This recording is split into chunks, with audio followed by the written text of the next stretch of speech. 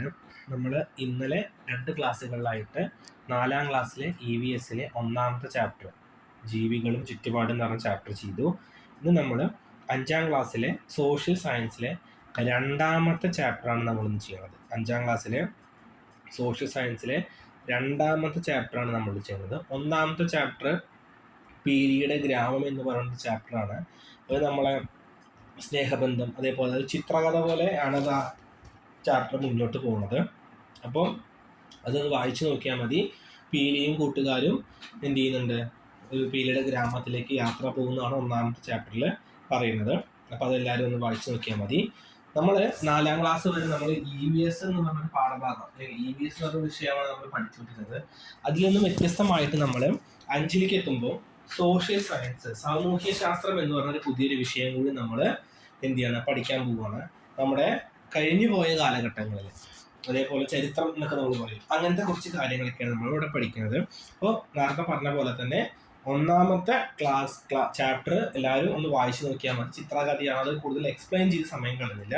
അപ്പോൾ എല്ലാവർക്കും V1 അക്കാഡമിയുടെ ഇന്നത്തെ യൂട്യൂബ് ക്ലാസ്സിലേക്ക് സ്വാഗതം.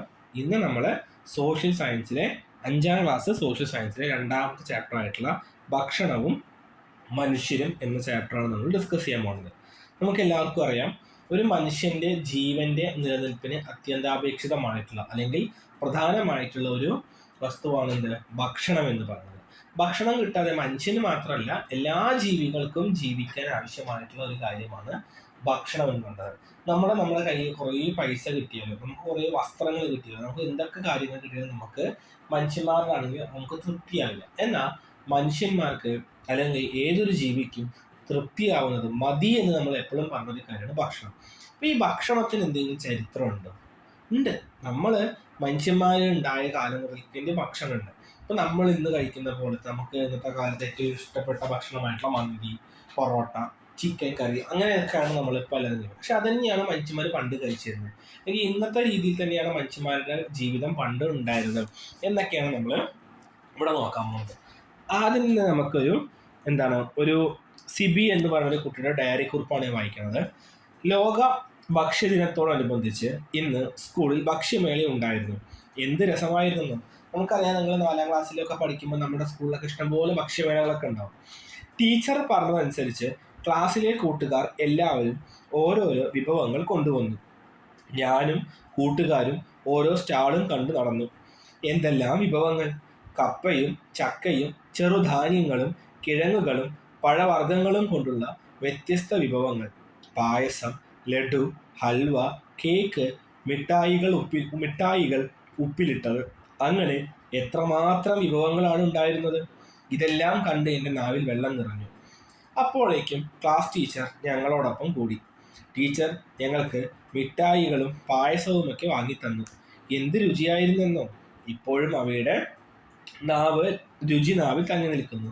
അപ്പോൾ നമ്മൾ ഇവിടെ മനസ്സിലാക്കേണ്ട ഒരു കാര്യം, ലോക ഭക്ഷ്യദിനം എന്ന് പറയുന്നത് ഒക്ടോബർ 16 മനസ്സിലാക്കുക. ലോക ഭക്ഷ്യദിനം എന്ന് പറയുന്നത് ഒക്ടോബർ 16.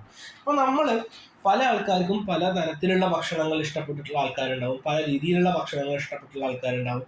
ഓരോ ഭക്ഷണത്തിനും ഓരോ തരത്തിലുമുള്ള രുചികളാണ് അല്ലേ?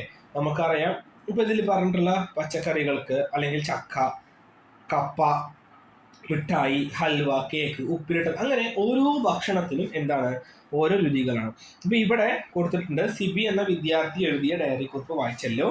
ഏതൊക്കെ വിഭവങ്ങളെ കുറിച്ചാണ് ഈ കുറിപ്പിൽ സൂചിപ്പിക്കുന്നത് എന്നാണ് ചോദിക്കുന്നത്. അത് നിങ്ങൾ ചോദിച്ചാൽ മതി. നമുക്കറിയാം, നമ്മൾ കഴിക്കുന്ന ഭക്ഷണം, നമുക്ക് ഇഷ്ടപ്പെടുന്ന ഭക്ഷണം, നമ്മൾ ഓരോ മനുഷ്യനും ഓരോ ജീവിയും, ഭൂമുഖത്തിലുള്ള ഓരോ ജീവിയും കഴിക്കുന്ന ഭക്ഷണത്തിന് ഒരു ചരിത്രമുണ്ട്. ആ ചരിത്രമാണ് നമ്മളിതിൽ പറയുന്നത്. ആ ചരിത്രം അറിയണം. നമ്മൾ ഇന്ന് കഴിക്കുന്ന പല ഭക്ഷണം, ഓരോ ഭക്ഷണം ഉണ്ടായത് എങ്ങനെയാണ് മനുഷ്യന് ഭക്ഷണമാണ് അവൻ്റെ ജീവന്റെ ആധാരം എന്നുള്ളതൊക്കെ മനസ്സിലായത്. എങ്ങനെയാണ് മനുഷ്യന് ഭക്ഷണമാണ് അവൻ്റെ ജീവന്റെ ആധാരം, ജീവൻ നിലനിൽക്കാൻ അവന് ഉപയോഗിക്കുന്നത്. ഇതാണ് എന്ന് പറഞ്ഞത് സോഷ്യൽ സയൻസ്, സാമൂഹ്യ ശാസ്ത്രം എന്ന് പറയുന്നത്. കഴിഞ്ഞ കാലത്തിനെ കുറിച്ചാണ് നമ്മൾ പഠിക്കുക. നമ്മൾ നടന്നുകൊണ്ടിരിക്കുന്ന കാലത്തിനെ കുറിച്ച്, വരാൻ പോകുന്ന കാലത്തെ കുറിച്ച് നമുക്ക് പഠിക്കാൻ പറ്റില്ല. അപ്പോൾ നമുക്ക് മനുഷ്യരുടെ നിലനിൽപ്പിന് അത്യാവശ്യമായ ഘടകങ്ങളിൽ ഒന്നാണ് ഭക്ഷണം. നമുക്ക് എല്ലാവർക്കും അറിയാം. നമ്മൾ വിചാരിക്കും നമ്മൾ മനുഷ്യന്മാർക്ക് മാത്രമാണ് ഭക്ഷണം ആവശ്യമുള്ളത്. അങ്ങനെയല്ല.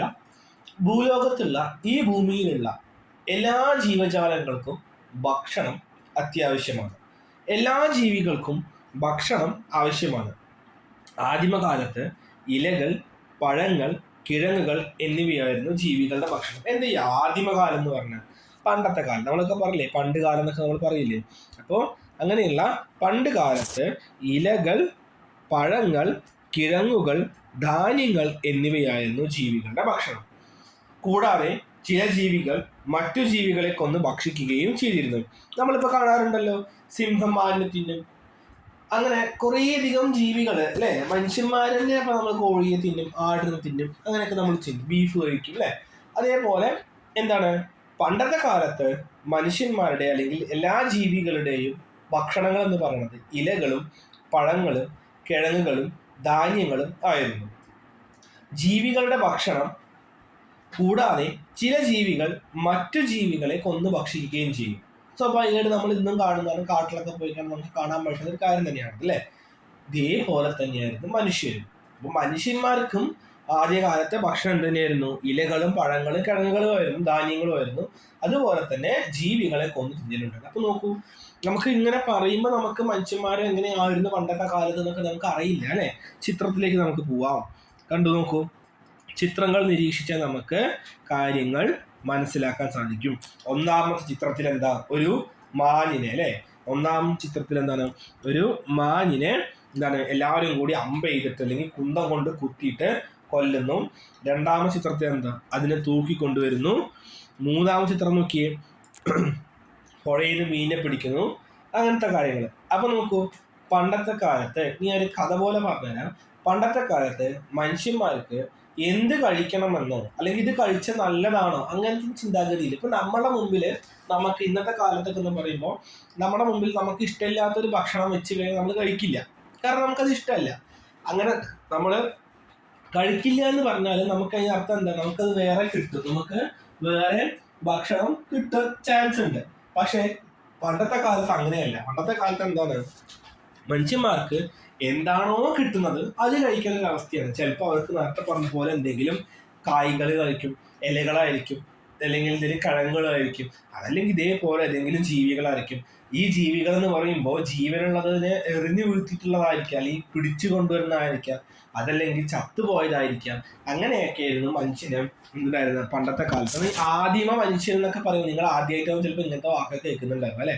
ആദിമ മനുഷ്യൻ എന്നൊക്കെ പറയുന്നത് എന്താ, അത് പണ്ടത്തെ കാലത്ത്. അവരുടെ വസ്ത്രധാരണം നോക്കൂ, നമ്മൾ ഇന്നത്തെ പോലെ പാൻറ്റും ഷർട്ടൊന്നും അല്ല അല്ലെ. ലൈക്ക് ഒരു ചെറിയ ഇലകളൊക്കെ കൊണ്ടുള്ള മറച്ചിട്ടുള്ള ഭാഗങ്ങളാണ്, താടി മുടിയൊക്കെ വളർത്തിയിട്ട്. അപ്പോൾ അവർക്ക് ഭക്ഷണം എന്തായാലും കുഴപ്പമില്ല, അവർക്ക് എന്തെങ്കിലും കഴിക്കാൻ കിട്ടിയാൽ മതി എന്നായിരുന്നു പണ്ടത്തെ കാലത്ത്. അപ്പോൾ ശ്രദ്ധിക്കേണ്ട കാര്യം, ആദിമകാലത്ത് ഇലകളും പഴങ്ങളും കിഴങ്ങുകളും ധാന്യങ്ങളൊക്കെ ആയിരുന്നു ഭക്ഷിച്ചിരുന്നത്. പിന്നീട് എന്താണ്, അതേ കൂടെ തന്നെ ഏതെങ്കിലുമൊക്കെ ജീവികളെ എന്ത് ചെയ്തിട്ടുണ്ടായിരുന്നു, കൊന്നിട്ടും ഭക്ഷിക്കുകയും ചെയ്തിരുന്നു. ഈ ചിത്രങ്ങളൊന്ന് വിശദമായിട്ട് നോക്കുക. പേജ് നമ്പർ എത്രയായിരുന്നു അത്? പേജ് നമ്പർ 28 ചിത്രങ്ങൾ നോക്കുക. അപ്പോൾ ഇപ്പം നമ്മൾ ഇന്നത്തെ കാലത്ത് നമ്മൾ ഭക്ഷണം കഴിക്കുമ്പോൾ, നമ്മളിപ്പോൾ വീട്ടിൽ ചിക്കനോ അല്ലെങ്കിൽ എന്തെങ്കിലും ഒരു നോൺ വെജിറ്റേറിയൻ ഒക്കെ വെക്കുമ്പോൾ, മാംസാഹാരങ്ങളൊക്കെ നമ്മൾ വെക്കുമ്പോൾ നമ്മൾ എന്ത് ചെയ്യും, അത് കുക്ക് ചെയ്തിട്ടാണ് വെക്കുന്നത് അല്ലേ. അടുപ്പത്ത് കുക്ക് ചെയ്തിട്ടൊക്കെയാണ് നമ്മൾ വെക്കുന്നത്.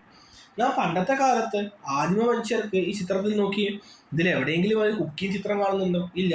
മാനിനെ ഇപ്പോൾ ലൈക്ക് നമ്മൾ ഒരു കാട്ടിൽ, ഇപ്പോൾ നമ്മൾ ഒരു അനിമൽ പ്ലാനറ്റോ ഡിസ്കവറി അങ്ങനെ എന്തെങ്കിലും ചാനലൊക്കെ, നമ്മൾ മൃഗങ്ങളുടെ ചാനലൊക്കെ നമ്മൾ കാണുകയാണെങ്കിൽ അവര് പിടിക്കുന്ന, ഇപ്പോൾ ഒരു സിംഹം ഒരു കാട്ടുപോത്തിനെ പിടിച്ചില്ലെങ്കിൽ മാനിനെ പിടിച്ചെന്ന് വിചാരിക്കും. ആ സിംഹം അതിനെ തീയിലിട്ട് ചുട്ടിട്ട് തിന്നൊന്നുമില്ല, അതിനെന്ത് ചെയ്യും, പച്ചയ്ക്ക് തിന്നുക ചെയ്യും. അതിന് വിശപ്പ്, സിംഹത്തിന് എന്താ ലക്ഷ്യം, വിശപ്പ് മാറുക, അത്രയേ ഉള്ളൂ അല്ലേ. ചിലപ്പോൾ ആ പിടിച്ച ഇരയെ മൊത്തം ഭക്ഷിക്കണം എന്നുമില്ല. പണ്ടത്തെ കാലത്ത് മനുഷ്യനും എന്തുണ്ടായിരുന്നില്ല, തീയിനെ കുറിച്ചുള്ള വലിയ ബോധമൊന്നും ഉണ്ടായിരുന്നില്ല. അപ്പൊ അവൻ എന്ത് ചെയ്യും, അവന് കിട്ടിയിട്ടുള്ള മൃഗങ്ങളുടെ പച്ച മാംസങ്ങളൊക്കെ ആയിരുന്നു അവ കഴിച്ചത്. ചിലപ്പോൾ അവരിങ്ങനെ നടന്നു പോകുമ്പോൾ ഏതെങ്കിലും ഒരു മൃഗം ചത്ത് കിടക്കുന്നുണ്ടാവും, അപ്പൊ അത് കഴിക്കും. ഇന്നത്തെ പോലെ നോക്കി സെലക്ട് ചെയ്തിട്ടുള്ള ഭക്ഷണങ്ങളൊന്നുമില്ല, എന്താണോ കിട്ടിയത് അത് കഴിക്കുന്ന ഒരു രീതിയായിരുന്നു മനുഷ്യന്മാർക്ക് ഉണ്ടായിരുന്നത്. അങ്ങനെയാണ് മനുഷ്യൻ എന്ത് ചെയ്യണത്, അതായത് പണ്ടത്തെ കാലത്ത് മനുഷ്യൻ പ്രധാനമായിട്ടും ഭക്ഷണം കണ്ടുപിടിച്ചത് 2 രീതികൾ. ഒന്ന് വേട്ടയാടിയിട്ടും അതേപോലെ തന്നെ ശേഖരിച്ചിട്ട്. വേട്ടയാടെന്ന് പറഞ്ഞാൽ ഈ അമ്പും വില്ലും കൊണ്ടൊക്കെ പോയിട്ട് മൃഗങ്ങളെ എറിഞ്ഞു വീഴ്ത്തുക, അതല്ലെങ്കിൽ എന്താണ് കായ്കനികളൊക്കെ പറിച്ചെടുക്കുക, അതാണ് അങ്ങനെ പറയാം. ശേഖരിക്കുക എന്ന് പറഞ്ഞാൽ നമ്മൾ നേരത്തെ പറഞ്ഞ പോലെ പഴങ്ങളും പച്ചക്കറികളൊക്കെ ശേഖരിക്കുക, അതേപോലെ തന്നെ ഈ ചത്തു കിടക്കുന്ന മൃഗങ്ങൾ വഴി ഒക്കെ ഇത് കിട്ടും. അപ്പോൾ മനുഷ്യൻ കുറേ കാലം ആദിമകാലത്ത് കാട്ടിലായിരുന്നു മനുഷ്യൻ താമസിച്ചിരുന്നത്. കുറേ കാലം എന്ത് ചെയ്തു, ഈ പച്ച മാംസം, പച്ച ഇറച്ചി അങ്ങനെയൊക്കെ കഴിച്ചിട്ടായിരുന്നു കുറേ കാലം ഉണ്ടായിരുന്നത്. അങ്ങനെ കുറേ കാലത്തിന് ശേഷം എന്ത് കണ്ടുപിടിക്കുകയാണ്? തീയ് കണ്ടുപിടിക്കുകയാണ്. എന്താ കണ്ടുപിടിക്കുന്നത്? തീയ്. അപ്പം ശരിക്കും പറഞ്ഞാൽ ആദിമകാലത്ത് മനുഷ്യൻ ഈ കാട്ടിലൊക്കെ വസിക്കുമ്പോൾ തീയിനെ കുറിച്ച് വലിയ അറിവൊന്നുമില്ല. തീ എന്തിനാ ഉപയോഗിക്കുക? സാധാരണ നമ്മളെങ്ങനെ തീ ഉണ്ടാക്കുക? കല്ലുകളൊക്കെ തമ്മിൽ ഒരച്ചില്ലെങ്കിൽ 2 വിറകിന്റെ കഷ്ണങ്ങളൊക്കെ നമ്മൾ തമ്മിൽ ഇതാക്കി തീ വരും അല്ലേ? അങ്ങനെ കുറേ വർഷം മനുഷ്യൻ എന്ത് ചെയ്തു? പണ്ടത്തെ കാലത്തെ മനുഷ്യന്മാർ എന്ത് ചെയ്തു? പച്ച ഇറച്ചി, ഈ കാട്ടിൽ നിന്ന് കിട്ടുന്ന പിടിക്കുന്ന പച്ച ഇറച്ചി വേവിക്കാതെ കഴിച്ചു. അങ്ങനെ കാട്ടില് എന്ത് സംഭവിക്കുന്നത്? കാട്ടുതീ വരും. കാട്ടുതീ വരും. അങ്ങനെ കാട്ടുതീ വരുമ്പോൾ അതിൽ കുറേ മൃഗങ്ങൾ ചത്ത് വെന്ത് മരിക്കും അല്ലേ? തീയിൽ വെന്ത് മരിക്കും. അപ്പൊ ഈ മനുഷ്യന്മാരെന്ത് ചെയ്യും? അതിനെ തിന്നു. അങ്ങനെ കാട്ടുതീ വന്നിട്ട് ചത്തുപോയിട്ടുള്ള, ആ തീയിൽ വെന്ത് പോയിട്ടുള്ള കുറേ മൃഗങ്ങളെ മനുഷ്യന്മാരും കഴിക്കാനിടയായി. അങ്ങനെ എന്ത് സംഭവിച്ചു? അവർക്ക് പച്ച ഇറച്ചി കഴിക്കുന്നതിൻ്റെയും തീയിൽ വേവിച്ച അല്ലെങ്കിൽ എന്താണ് ഒരു വേവിച്ചിട്ടുള്ള ഇറച്ചി കഴിക്കുന്ന ടേസ്റ്റ് വ്യത്യാസം മനസ്സിലായി. അങ്ങനെ മനുഷ്യൻ എന്ത് ചെയ്യാണ്? തീ കണ്ടുപിടിക്കുകയാണ്. നോക്ക്, വേട്ടയാടലിലൂടെയും മറ്റും ലഭിച്ച ഭക്ഷ്യവസ്തുക്കൾ ആദിമ മനുഷ്യർ പാകം ചെയ്തിട്ടാണ് കഴിച്ചിട്ടുണ്ടാവുക എന്ന് വെച്ചാൽ അല്ല. പണ്ടത്തെ കാലത്തൊക്കെ മനുഷ്യന് കിട്ടിയത് അങ്ങനെ കഴിക്കുന്ന ഒരു അവസ്ഥ ഉണ്ടായിരുന്നു, കിഴങ്ങുകളൊക്കെ ഉണ്ടെങ്കിൽ. അങ്ങനെ ആദ്യകാലങ്ങളിൽ തീയുടെ ഉപയോഗം അറിയാത്തതിനാൽ ലഭ്യമായ വസ്തുക്കൾ പച്ചയായി തന്നെ അവർ ഭക്ഷിക്കും. നമ്മൾ പറഞ്ഞു അല്ലേ, ചിത്രം നോക്കിയേ, അവർക്ക് തീയിനെ കുറിച്ച് അറിയില്ല, അവർക്ക് വിശപ്പം അറിയാൻ മതി. അപ്പൊ അവർക്ക് എന്താണോ കയ്യിൽ കിട്ടുന്നത് അത് അവർക്ക് പച്ചയ്ക്ക് കഴിക്കും, അതിപ്പോ എന്തെങ്കിലും മൃഗങ്ങളാണെങ്കിലും. എന്നാൽ തീയെ നിയന്ത്രിച്ച് ഉപയോഗിക്കാൻ പരിശീലിച്ചതോടെ അവർ ഭക്ഷണം വേവിച്ച് കഴിക്കാൻ തുടങ്ങി. അങ്ങനെ അവർക്ക്, ഞാൻ പറഞ്ഞില്ലേ തീയിനെ കുറിച്ച് എങ്ങനെ മനസ്സിലായത്? കാട്ടുതീ ഉണ്ടായി. കാട്ടുതീ ഉണ്ടാവുന്നത് എങ്ങനെ? ഉണങ്ങിയ മുളകളൊക്കെ തമ്മിൽ ഉരച്ചുമ്പോഴാണ് കാട്ടുതീ ഉണ്ടാകുന്നത്. അപ്പൊ അവരൊക്കെ ഇങ്ങനെ തീ ഉണ്ടാവുമെന്ന് മനസ്സിലായി. 2 ഉണങ്ങിയ കമ്പുകൾ തമ്മിൽ ഉരച്ച് കഴിഞ്ഞാൽ തീ ഉണ്ടാവും. അങ്ങനെ കല്ലുകൾ തമ്മിൽ ഉരച്ചു, അങ്ങനെ തീ ഉണ്ടായി. ഈ കാട്ടുതീയിൽ പെട്ടിട്ട് കുറേ ജീവികൾ വെന്ത് മരിച്ചു, ചത്തു. അങ്ങനെ അവയെ പിടിച്ച് കഴിച്ചപ്പോഴാണ് മനുഷ്യന് മനസ്സിലായത്, ഈ പച്ചയ്ക്ക് കഴിക്കുന്നതിനേക്കാൾ എത്രയോ ബെറ്റർ ആണ് എന്ത്, ഈ വേവിച്ച് കഴിക്കുന്നത് അല്ലേ? വേവിച്ച് കഴിക്കുന്നത്. അങ്ങനെയാണ് മനുഷ്യൻ കല്ലുകൾ തമ്മിൽ ഉരച്ചിട്ട് എന്ത് കണ്ടുപിടിച്ചത്? തീ കണ്ടുപിടിക്കുകയും ഭക്ഷണങ്ങളെ വേവിച്ച് കഴിക്കാൻ തുടങ്ങുകയും ചെയ്യുക. തീ ഉപയോഗിക്കാൻ പരിശീലിച്ചത് മനുഷ്യരുടെ ഭക്ഷണ രീതിയിലുണ്ടായ സുപ്രധാനമായ മാറ്റങ്ങളിൽ ഒന്നാണ്. അപ്പോൾ തീയിന്റെ ഉപയോഗം കാരണം മനുഷ്യന്റെ ഭക്ഷണ രീതിയിൽ എന്താ മാറ്റം ഉണ്ടായേ? അവർ ഭക്ഷണം വേവിച്ച് കഴിക്കാൻ തുടങ്ങി. എന്ത് ചെയ്തു? വേവിച്ച് കഴിക്കാൻ തുടങ്ങി. നമ്മൾ പറഞ്ഞ കാര്യം തന്നെയാണ്. കാട്ടുതീയിൽപ്പെട്ട് ചത്ത മൃഗങ്ങളുടെ വെന്ത മാംസമായിരിക്കാം അവർ കഴിച്ച ആദ്യത്തെ വേവിച്ച ഭക്ഷണം അല്ലേ? കാരണം നമുക്ക് അറിയുകയും ചെയ്തു, നമുക്കിപ്പോൾ പണ്ടത്തെ കാലത്ത് ആൾക്കാർ വന്ന് പറഞ്ഞും ചെയ്യാം അല്ലേ? ഇപ്പോൾ കാട്ടുതീയിൽ വെച്ച് പെട്ട് ചത്ത മൃഗങ്ങളുടെ വെന്ത മാംസമായിരിക്കാം അവർ കഴിച്ച ആദ്യത്തെ വേവിച്ച ഭക്ഷണം. തീ ഉണ്ടാക്കാനും അതിനെ നിയന്ത്രിച്ച് ഉപയോഗിക്കാനും പരിശീലിച്ചതോടെ മാംസവും മത്സ്യവുമൊക്കെ ചുട്ടു തിന്നുവാൻ ആരംഭിച്ചു. എന്താണ്? തീ ഉണ്ടാക്കാനും അതിനെ ഉപയോഗിക്കാനൊക്കെ പരിശീലിച്ചപ്പോൾ എന്ത് ചെയ്തു? പിന്നെ അവർക്ക് മനസ്സിലായി എന്താണെന്ന്, പച്ചയ്ക്ക് കഴിക്കണ്ടല്ലോ, തീ ഉപയോഗിച്ച് കഴിച്ചോളൂ. ഇങ്ങനെയാണ് മനുഷ്യൻ ഭക്ഷണം പാകം ചെയ്ത് കഴിക്കുന്നില്ല. അപ്പോൾ ചിലപ്പോൾ ചോദിക്കും, എങ്ങനെയാണ് തീയിൻ്റെ ഉപയോഗം മനുഷ്യനെ സഹായിച്ചതെന്ന് വെച്ച് കഴിഞ്ഞാൽ നമ്മൾ എവിടെ നിന്ന് എഴുതണം? അതിൻ്റെ ആൻസർ ഇവിടുന്ന് തുടങ്ങിയിട്ട് അതിൻ്റെ ആൻസർ നമ്മൾ ഇവിടുന്ന് തുടങ്ങിയിട്ട് ഈ ഭാഗത്ത് തുടങ്ങിയിട്ട് ഈ ആദ്യകാലങ്ങളിൽ എന്ന് പറഞ്ഞ ഭാഗത്ത് തുടങ്ങിയിട്ട് നമ്മൾ എവിടെ എത്തണം? നമ്മൾ നേരത്തെ പറഞ്ഞിട്ടുള്ള ഈ ഒരു പാരഗ്രാഫ് വരെ എത്തിച്ചേർന്നത് വരെ എന്ന് പറഞ്ഞ പാരഗ്രാഫ് വരെ നമ്മൾ എന്ത് ചെയ്യണം? ഇവിടുന്ന് ഇത് മുതൽ ഇതുവരെ നമ്മൾ എഴുതണം. അപ്പോൾ തീയിന്റെ ഉപയോഗം വന്നപ്പോൾ മനുഷ്യന്റെ ഭക്ഷണ രീതിയിൽ വലിയ മാറ്റം വന്നു. അവൻ ഭക്ഷണങ്ങളൊക്കെ വേവിച്ച് കഴിക്കാൻ തുടങ്ങി. ഏറ്റവും രുചികരമായിട്ടുള്ള ഭക്ഷണങ്ങളൊക്കെ കിട്ടി. പഠന സ്പീഡ് കൂടുന്നെങ്കിൽ എന്ത് ചെയ്യണം? ശ്രദ്ധിക്കുക കേട്ടോ. ശ്രദ്ധിച്ചാൽ ഇതൊക്കെ നമുക്ക് മനസ്സിലാവേണ്ട കാര്യമാണ്. ഉണങ്ങിയ മരങ്ങൾ തമ്മിൽ ഉരഞ്ഞു. സൈഡിലൊരു ബോക്സ് കണ്ടു, സൈഡിലൊരു ബോക്സ് നോക്കൂ. ഉണങ്ങിയ മരങ്ങൾ തമ്മിൽ ഉരഞ്ഞും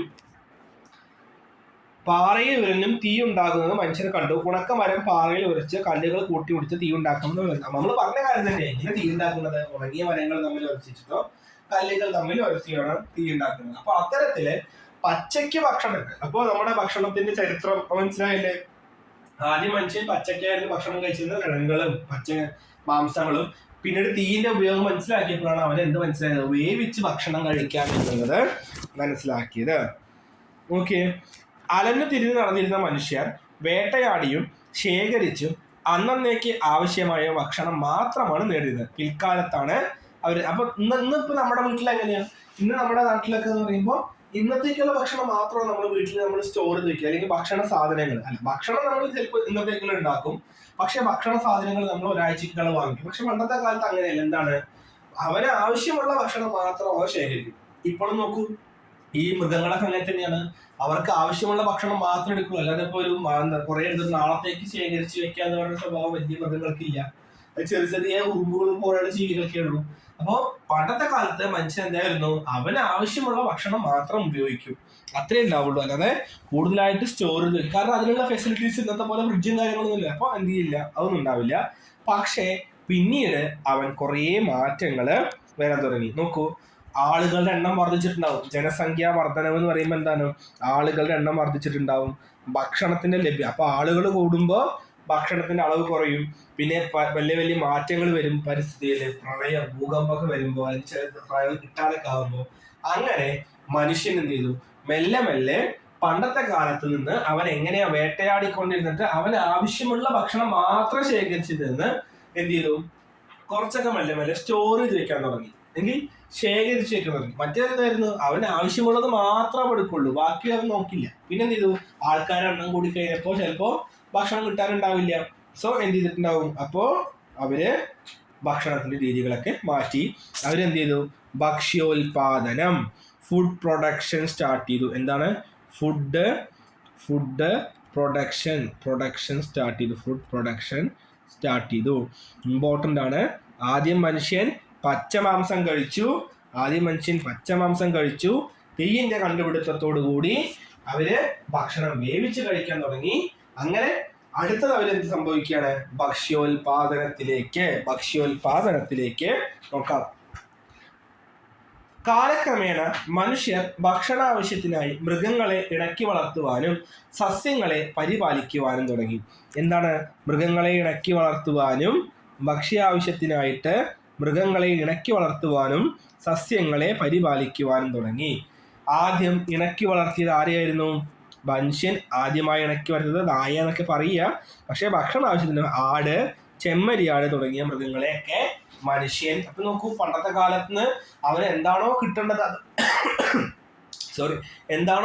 അത് മാത്രം മതിയായിരുന്നു.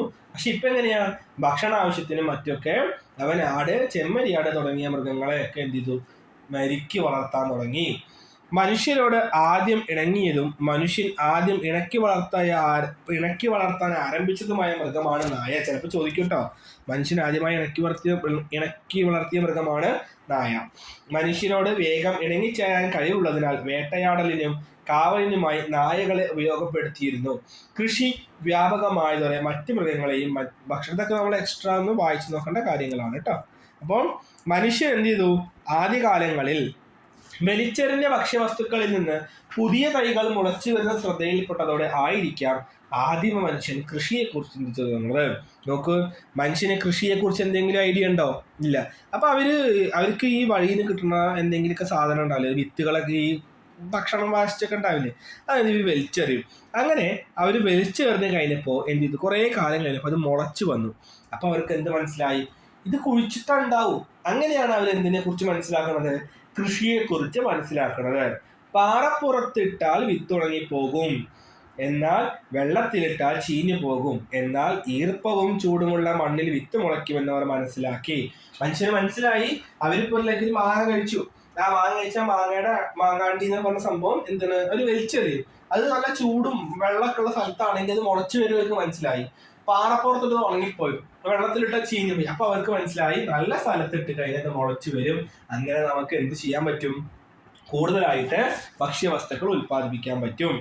ഇങ്ങനെയാണ് കൃഷി ആരംഭിച്ചത്. അപ്പൊ എങ്ങനെയാ മനുഷ്യൻ കൃഷി ആരംഭിച്ചത്, അതിനുള്ള ആൻസർ ആണ് ഇവിടെ കൊടുത്തിട്ടുള്ളത്. വലിച്ചെറിഞ്ഞ ഭക്ഷ്യവസ്തുക്കളിൽ നിന്ന് പുതിയ തൈകൾ മുളച്ചു വരുന്നത് ശ്രദ്ധയിൽപ്പെട്ടതോടെ ആയിരിക്കാം മനുഷ്യൻ കൃഷിയെക്കുറിച്ച് ചിന്തിച്ചു തുടങ്ങിയത്.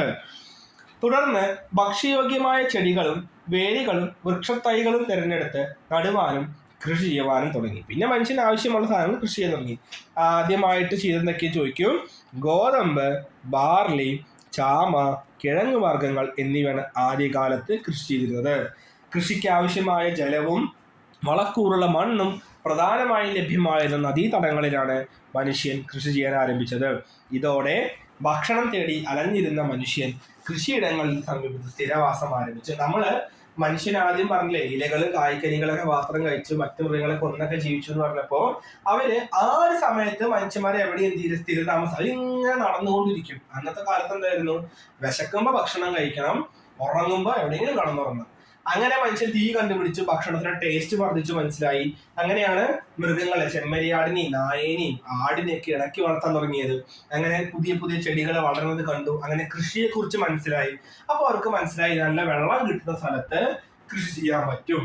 അങ്ങനെ എന്ത് ചെയ്തു, അലഞ്ഞു തിരിഞ്ഞ് നടന്നിരുന്ന മനുഷ്യൻ ഒരു ഭാഗത്ത് സ്ഥിരതാമസമാക്കി. അലഞ്ഞു തിരിഞ്ഞിരുന്ന മനുഷ്യൻ, അപ്പൊ കൃഷിയുടെ ആരംഭത്തോടുകൂടി മനുഷ്യൻ ഒരു ഭാഗത്ത് സ്ഥിരതാമസമാക്കി. എന്ത് ചെയ്തു, കൃഷിയുടെ അങ്ങനെ സ്ഥിരതാമസമാക്കിയപ്പോൾ എന്ത് സംഭവിച്ചു, കൃഷിയിടങ്ങൾ സംരക്ഷിക്കാൻ സാധിച്ചു. ഭക്ഷണം തേടി അലഞ്ഞു തിരിഞ്ഞേണ്ടി വന്നില്ല. ഭക്ഷ്യവസ്തുക്കളുടെ ലഭ്യത വർദ്ധിച്ചു. പിന്നെ എന്ത് സംഭവിച്ചു, കൂടുതൽ വിശ്രമ സമയം കിട്ടി. ഇത് ഇമ്പോർട്ടൻ്റ് ആണ്. മനുഷ്യൻ കൃഷിയുടെ ഭാഗമായിട്ട് സ്ഥിരവാസം ആരംഭിച്ചപ്പോൾ എന്തെല്ലാം മാറ്റങ്ങൾ ഉണ്ടായി? കൃഷിയിടങ്ങൾ സംരക്ഷിക്കാൻ സാധിച്ചു. ഭക്ഷണം തേടി അലഞ്ഞു തിരിഞ്ഞേണ്ടി വന്നില്ല. ഭക്ഷ്യവസ്തുക്കളുടെ ലഭ്യത വർദ്ധിച്ചു. കൂടുതൽ വിശ്രമ സമയം കിട്ടി എന്നാണ് നമുക്ക് പറയുന്നത്. ഇന്ന് ഇത്രയും പറയാം. അപ്പോൾ മനുഷ്യന്റെ ഭക്ഷണത്തിന്റെ ചരിത്രമാണ് നമ്മൾ ഈ ചാപ്റ്ററിൽ പഠിക്കുന്നത്. നേരത്തെ പറഞ്ഞ പോലെ തന്നെ ഒന്നാമത്തെ ചാപ്റ്റർ നിങ്ങൾ വായിച്ചു നോക്കുന്നത് ചിത്രകഥ പോലെ കൊടുത്തിരിക്കുന്ന ചാപ്റ്ററാണ്. ഇവിടെ രണ്ടാമത്തെ ചാപ്റ്റർ ഇമ്പോർട്ടൻ്റ് ആണ്. നിങ്ങൾ 5ാം ക്ലാസ്സിൽ പ്രത്യേകം പഠിക്കുന്ന ഒരു പുതിയ വിഷയമാണ് സോഷ്യൽ സയൻസ്, സാമൂഹ്യ ശാസ്ത്രം. അതുകൊണ്ട് ഈ ക്ലാസ് ശ്രദ്ധിച്ച് മനസ്സിലാക്കുക. ഇതിന്റെ ബാക്കി നാളെ അപ്ലോഡ് ചെയ്തായിരിക്കും. എല്ലാവർക്കും